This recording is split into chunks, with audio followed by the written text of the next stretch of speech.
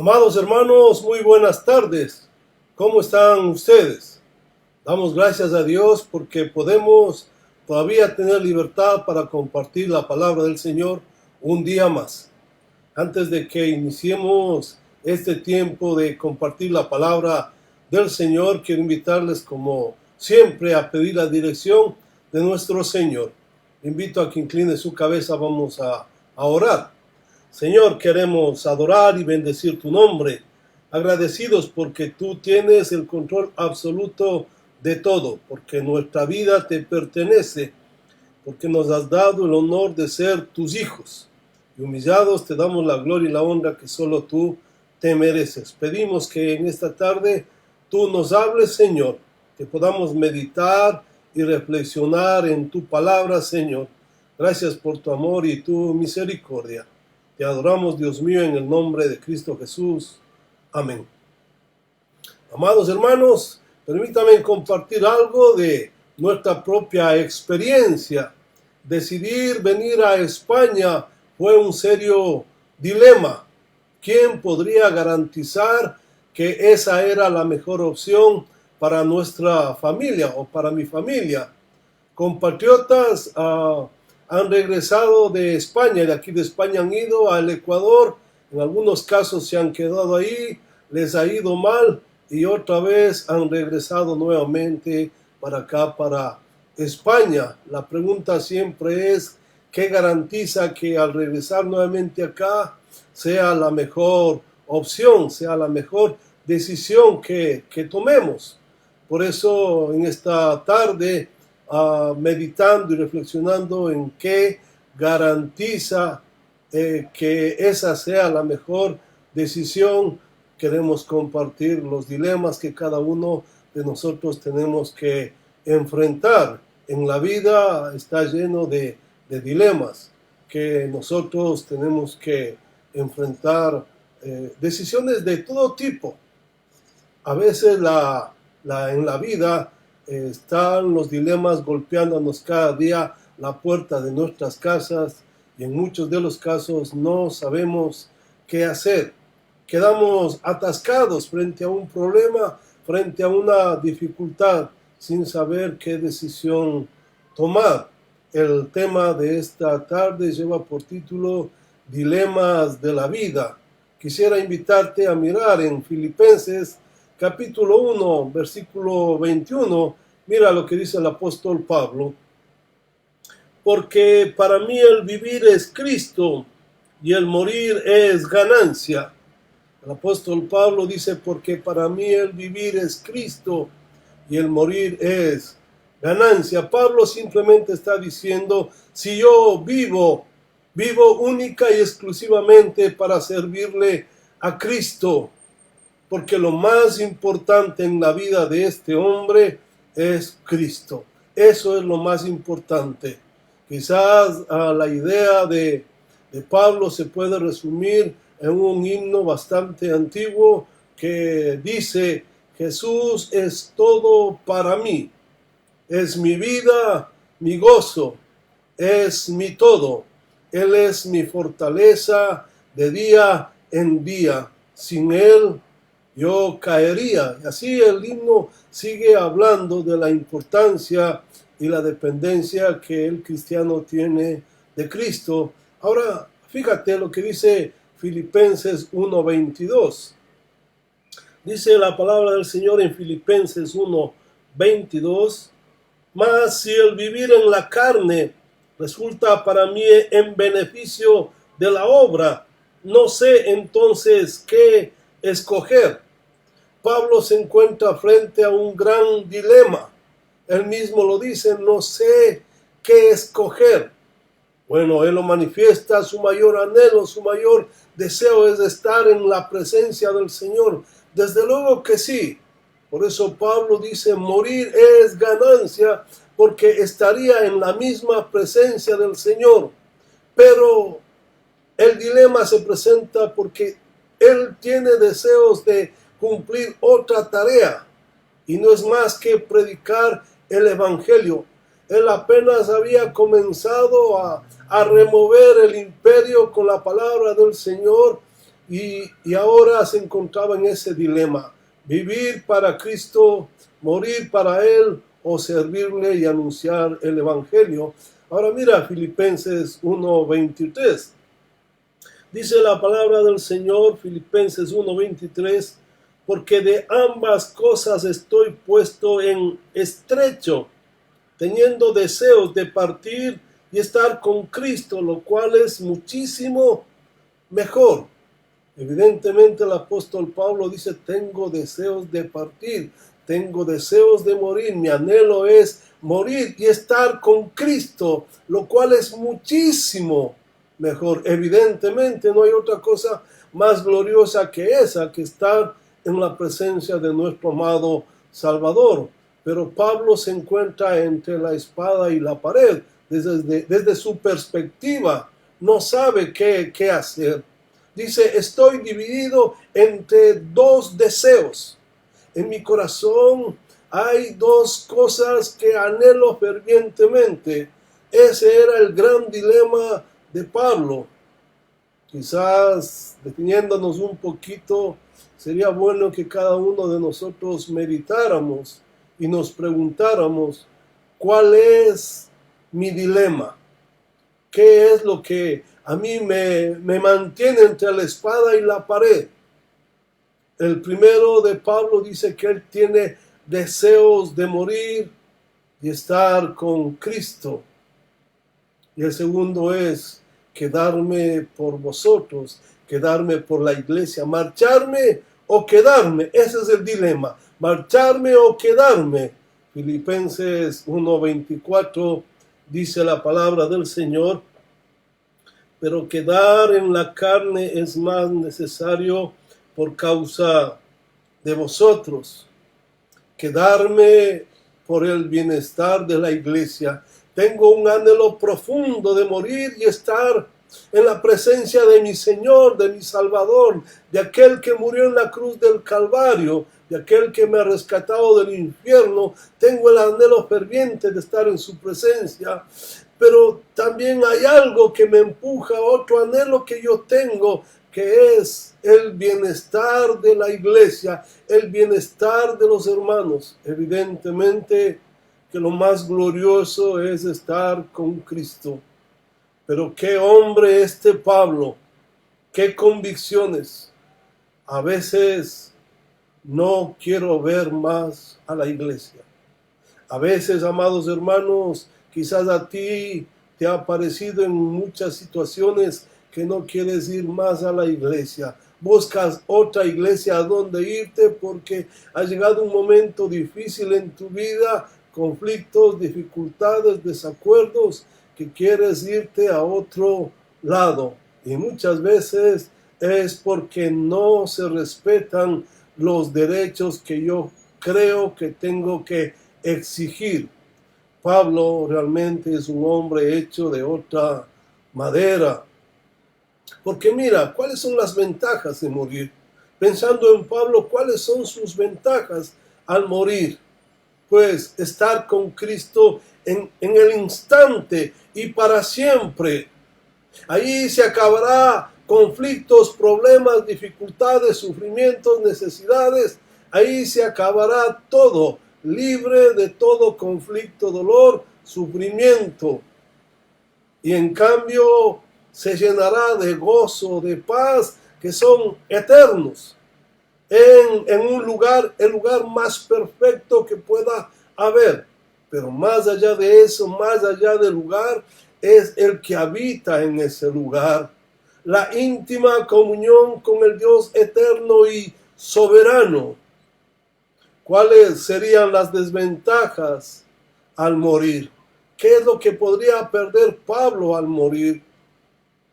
Pues lo que va a perder Pablo es rechazo, maltrato, desprecio, persecución, prisión, problemas dentro de la iglesia y fuera de la iglesia. Dentro de la iglesia, sí, también dentro de la iglesia, porque ahí estaban metidos unos hermanos falsos que hacían mucho problema al al apóstol Pablo, y esto afectaba en el crecimiento espiritual de la iglesia.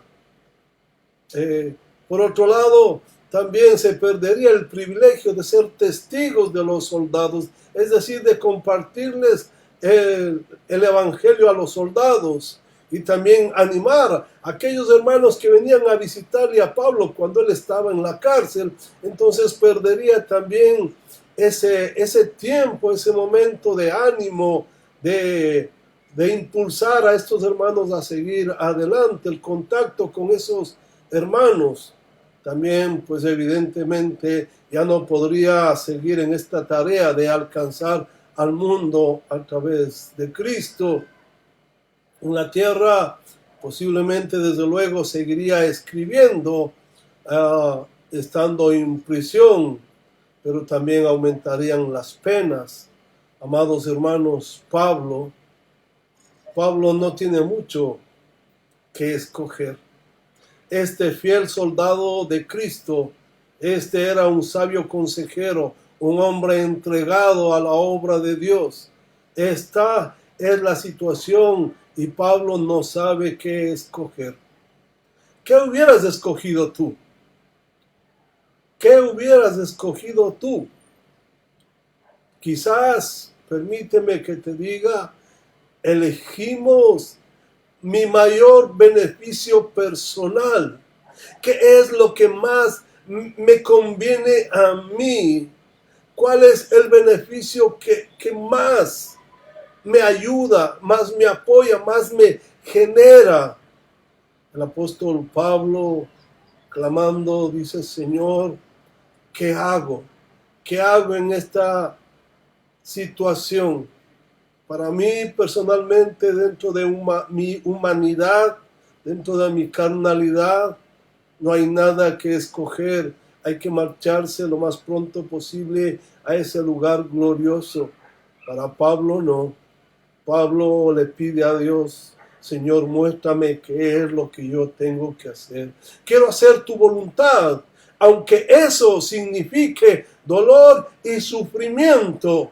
Este hombre llamado Pablo: yo quiero hacer tu voluntad, aunque eso implique dolor y sufrimiento.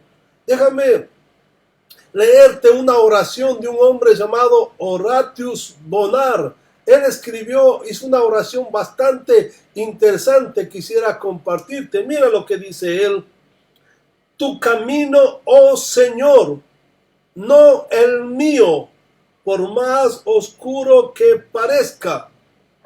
Condúceme con tu propia mano. Escoge el camino por mí.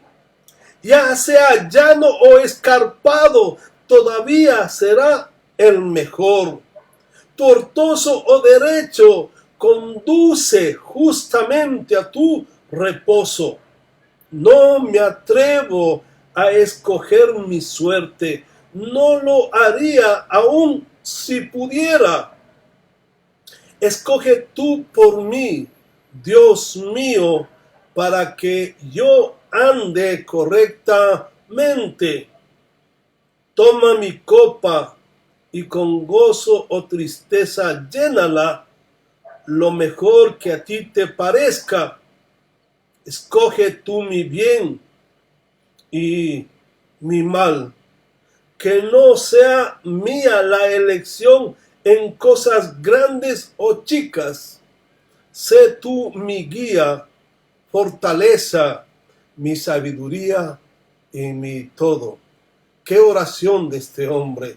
Señor, quiero que tú escojas todo lo que sea, aunque a mí me parezca doloroso, triste, amargo, siempre será lo mejor.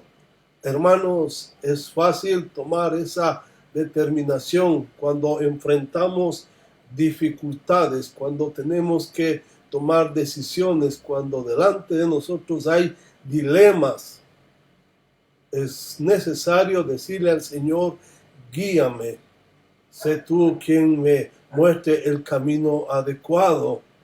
Mira lo que dice Pedro, primera de Pedro 5:6, dice la palabra del Señor: humillaos pues bajo la poderosa mano de Dios, para que Él os exalte cuando fuere tiempo.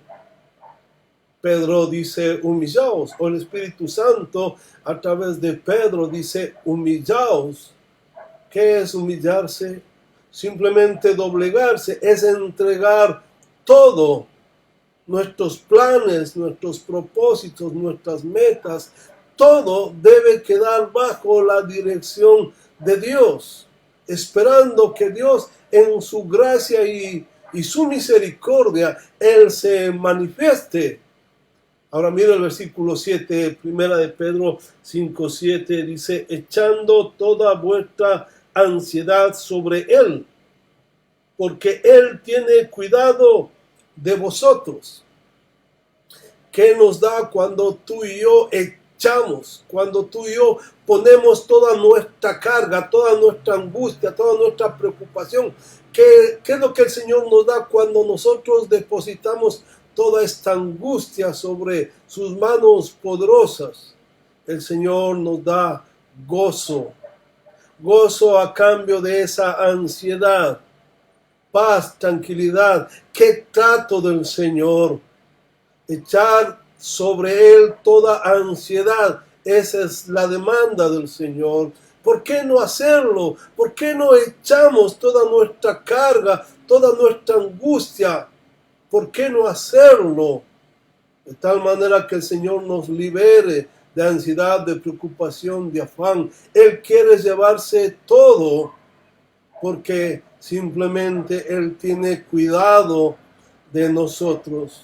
La palabra cuidado tiene que ver con dar atención, dar cuidado, porque a Él le importamos, al Señor le importamos, no porque nosotros hay algo bueno en nosotros. Cuidado con tener esa idea equivocada. En nosotros nunca ha habido nada bueno. Es Dios en su gracia y su misericordia que ha tomado la decisión de amarnos, la decisión de escogernos, la decisión de salvarnos. Bendito sea su nombre. Dejó todo para llevarnos a Él. Dejó todo. ¡Qué amor! No entendemos en plenitud ese amor tan grande de Cristo, que dejó su trono, su corona, su gloria para venir a buscarnos. En medio de eso, hermano, el Señor, Dios, irá obrando en nuestra vida cotidiana e irá aclarando su voluntad. Él irá aclarando, mostrándonos. El apóstol Pablo a los hermanos de Colosas hizo una oración, le pedía al Señor que sean llenos del conocimiento de su voluntad. Esto implica un proceso. Mientras más me meto, mientras más me lleno de la palabra de Dios, con mayor vamos a tener mayor comprensión de su voluntad. Entonces, ahí podremos relajarnos, podemos descargar la atención si yo dejo en las manos de mi Señor y tengo tiempo para disfrutar. En lugar de estar angustiado, desesperado, lleno de miedo, tengo tiempo para disfrutar de la vida que el Señor nos da. Debemos tener cuidado de sentirnos autosuficientes. Aquí la clave es que debemos dejar el mando, el control de nuestra vida a nuestro amado Salvador. Este es un reto extraordinario, una situación en la que tú y yo nos vemos retados a tomar la decisión firme de entregarle al Señor. Permíteme que te diga, ¿por qué no obligarle a lo profundo de nuestro ser a que confíe plenamente en Jesús? Jesús es más capaz, más inteligente, más sabio, más prudente que cualquiera de nosotros. Por eso, amado hermano, yo te invito, entrega todo al Señor, y mientras entregas todo, disfruta de su presencia. Mientras más nos humillamos en su mano poderosa, podemos vivir sabiamente, porque Él es quien nos sustenta, nos sostiene, nos guarda. Él quiere que seamos humildes. Recuerda, ahí en Mateo el Señor dijo: aprended de mí que soy manso y humilde. ¿Qué implica la palabra humildad? Mira Filipenses capítulo 2, verso 1 y 2, dice la palabra del Señor: por tanto, si hay alguna consolación en Cristo, si algún consuelo de amor, si alguna comunión del Espíritu, si algún afecto entrañable, si alguna misericordia, completad mi gozo, sintiendo lo mismo, teniendo el mismo amor, unánimes, sintiendo una misma cosa. Qué palabra del apóstol Pablo. Lo que nos dé gozo, paz, el Señor nos ha llenado de gracia, de bendiciones, gozo, paz, bienestar, palabras. Lo que nos dé debemos nosotros compartir. Quizás paciencia, consuelo, comunión, afecto, misericordia. Debemos expresarlo. Todos estos frutos del Espíritu Santo debemos expresarlo en la comunión íntima entre hermanos. Debemos trabajar por la unidad, luchar con todas las fuerzas para que la desunión no se dé, para que los conflictos desaparezcan de la iglesia. Amado hermano, el Señor Jesús dijo que el mundo conocerá que somos sus discípulos cuando nos amamos los unos a los otros. Pero qué difícil es encontrar comunión, compañerismo, armonía en la iglesia. Pablo está diciendo: no permitas que alguna actitud egoísta entre a la iglesia e interrumpa la intimidad, la comunión en la iglesia. Eso es el auténtico cristianismo. Es un estilo de vida maravilloso donde el amor fluye. Pablo dice: sean de un mismo corazón, tengan un mismo propósito. Quiere que abunde el amor, la unidad, la comunión, el compañerismo. ¿Esto significa que debemos estar de acuerdo en todo? No, de ninguna manera.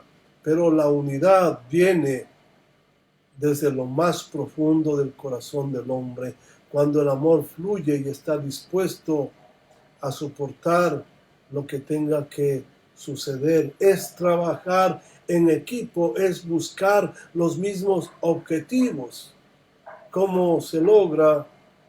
Bueno, el apóstol Pablo, versículos 3 y 4 nos va a mostrar y dice: nada hagáis por contienda o por vanagloria, antes bien con humildad, estimando cada uno a los demás como superiores a él mismo, no mirando cada uno por lo suyo propio, sino cada cual también por lo de los otros.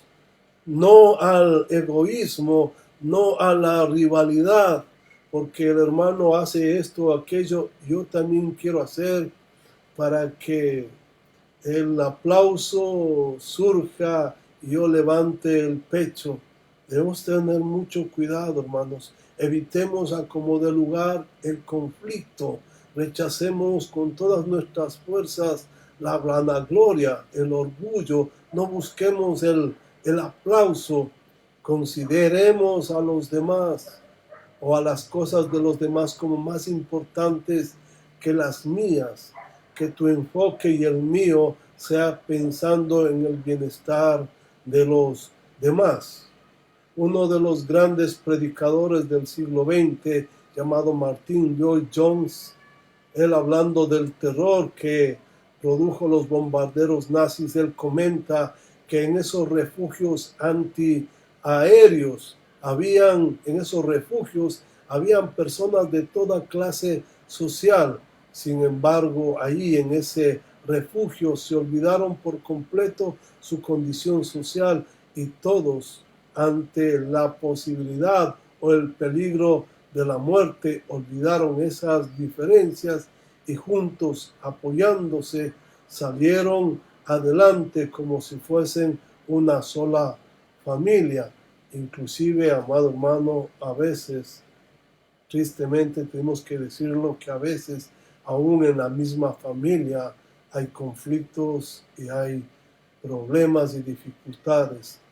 El apóstol Pablo lo que dice es que debemos olvidarnos de nosotros y pensar en los demás.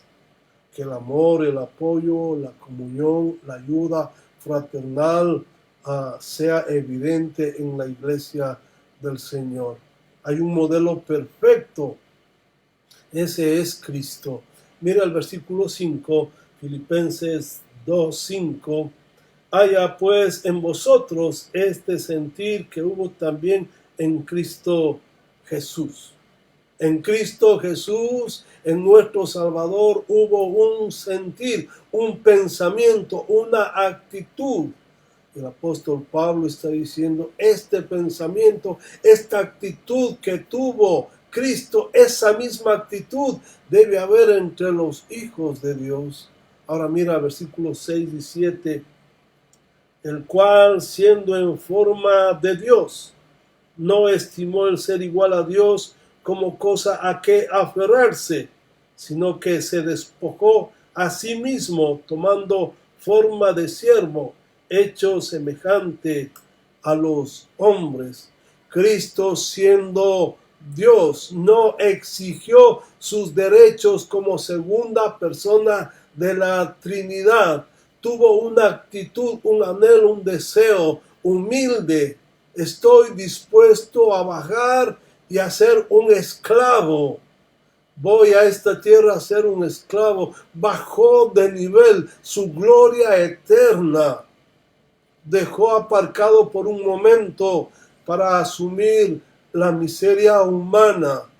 Filipenses 2:8 nos dice, y estando en la condición de hombre, se humilló a sí mismo, haciéndose obediente hasta la muerte y muerte de cruz. El Señor renunció voluntariamente a todos sus derechos. Estuvo dispuesto, listo, tuvo ese pensamiento, estoy dispuesto aún a morir por salvar a la iglesia. Si hay que morir, voy a morir para salvar a un grupo de gente. Desde este momento se llamarán iglesia. Esta es una actitud impresionante, una actitud abnegada. Él es el ejemplo perfecto, el anhelo de Dios. El anhelo de Dios el Padre es que todos sus hijos se parezcan a Cristo, tengan esa misma actitud de renuncia, esa misma actitud de humildad, esa misma preocupación por los demás, antes por mis derechos. Imitar su estilo de vida es nuestra responsabilidad. Debemos comenzar humillándonos, teniendo una actitud sumisa, una disposición a cooperar con el plan de Dios, en vez de exigir mis derechos. Jesús renunció a sus derechos para poder venir y salvarnos. Amados hermanos, un día nosotros podremos disfrutar a plenitud. Sin embargo, Jesús, el modelo perfecto, renunció a sus derechos de disfrutar en el cielo de la Trinidad. Por lo tanto, Él estuvo dispuesto, un deseo, un anhelo de renunciar con el objetivo de cumplir un plan trazado y programado por el Padre.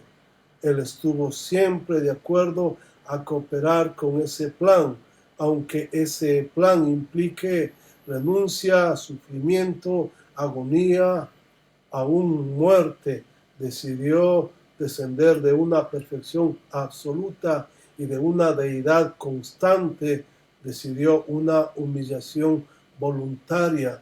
Su propia creación le iba a humillar. Él decidió una humillación voluntaria. Dejó a la adoración de millones y millones de ángeles y aceptó el maltrato, el ser maldecido y morir crucificado en una cruz.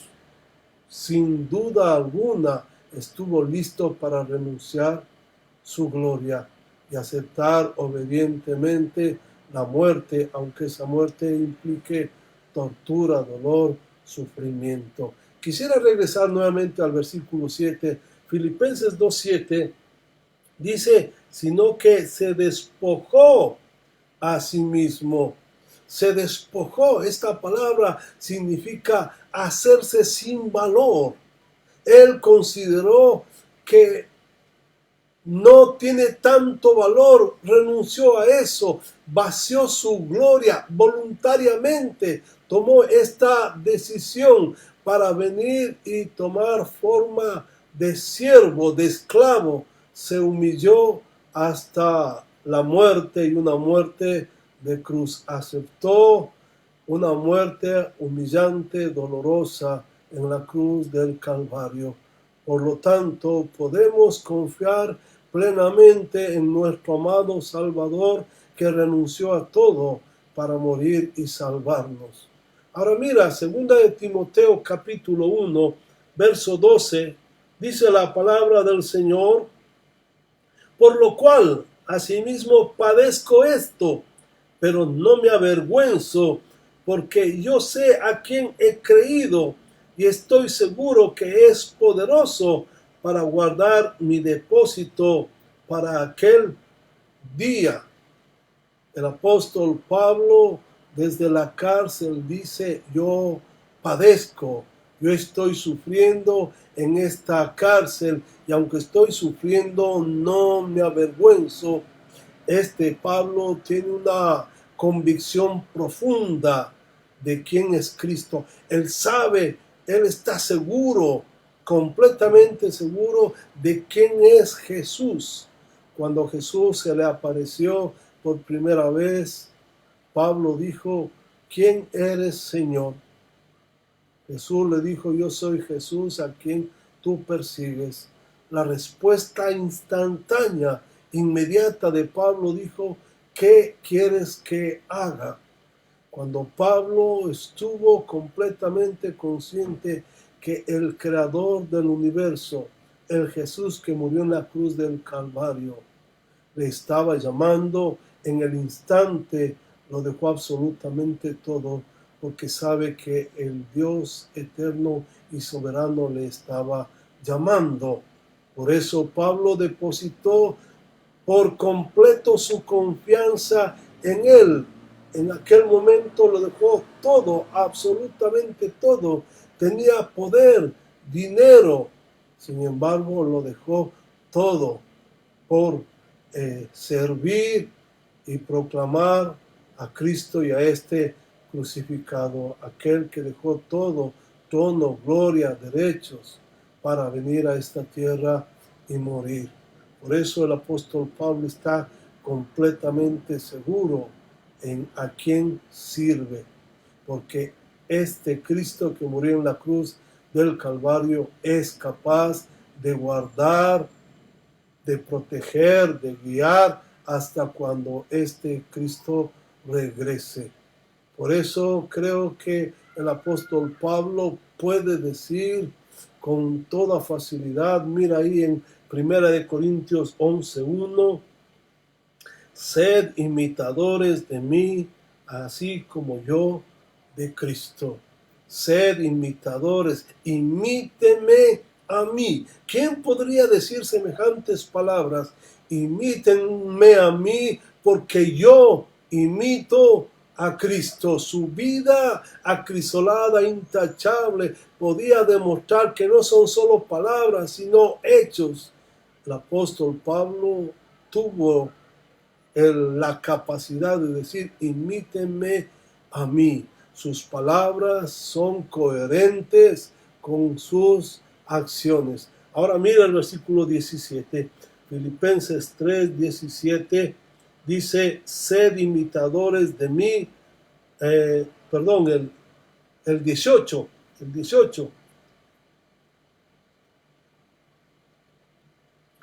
porque por ahí andan muchos, de los cuales os dije muchas veces, y ahora lo digo llorando, que son enemigos de la cruz de Cristo. ¿Qué te parece? Porque por ahí andan muchos. Pablo, sus seguidores, su equipo ministerial, eran hombres y mujeres consagrados, entregados, eran un ejemplo de un estilo de vida agradable a Dios, pero aparte de ellos había otros. Ahí dice, muchos, daban mal testimonio, muchos metidos en la iglesia, pero habían muchos que daban mal testimonio. Y Pablo les advirtió muchas veces. Ahora el apóstol Pablo lo dice llorando, le dice con profunda tristeza, lágrimas brotaban de sus ojos, se regaban por sus mejillas cuando dice que son enemigos de Cristo. Esto es terrible, hermanos. El apóstol Pablo dice, a estos que actúan como enemigos de Cristo, a estos no los imitéis, no los imiten, no les sigan. Mira versículo 19, Filipenses 3:19, el fin de los cuales será perdición. El fin de los cuales será perdición. Estos que actúan como enemigos de Cristo, que se preocupan por su propio bienestar, porque quieren llenar su estómago, porque, amados hermanos, solamente actúan por egoísmo, por envidia, causan conflictos, problemas, dificultades. Amados hermanos, ese mal ejemplo que había dentro de esta iglesia, el apóstol Pablo les dice que estos que son enemigos de Cristo, el fin de esto será la perdición. La palabra perdición tiene que ver con destrucción, tiene que ver con la condenación eterna. Amado hermano, permíteme que te haga una pregunta. Mientras yo estaba preparando, yo me hice la pregunta. La pregunta es, ¿qué clase de cristiano eres tú? ¿Tú eres cristiano? ¿Qué clase de cristiano eres tú? ¿Tú a quién imitas? ¿Imitas a Cristo? ¿Imitas a Pablo? Tal vez imitas a aquellos que trabajaron con Pablo, aquellos que dan buen testimonio. Si no imitas a ellos, a alguien imitas. Tu estilo de vida refleja a quien tú imitas. Mira lo que dice Juan 8:44. Dice, vosotros sois de vuestro padre el diablo, y los deseos de vuestro padre queréis hacer. El Señor Jesús, hablando a los fariseos, les dijo, vosotros sois de vuestro padre el diablo. Si Cristo no es tu Señor, si tú no eres hijo de Dios, otro es tu padre. Más vale, amado amigo, que tú revises tus convicciones profundas. Pregúntate, ¿quién es Cristo para ti? Si ahí en lo profundo de tu ser puedes reconocer que Cristo es tu Señor, tu Salvador, honra y glorifica al Señor con tu vida. No para salvarte, porque Él ya pagó el costo de la salvación en la cruz del Calvario, simplemente como un gesto de gratitud para aquel que ha dado todo en demostración de un amor inefable. Amado hermano, amigo, que el Señor te bendiga. Vamos a orar.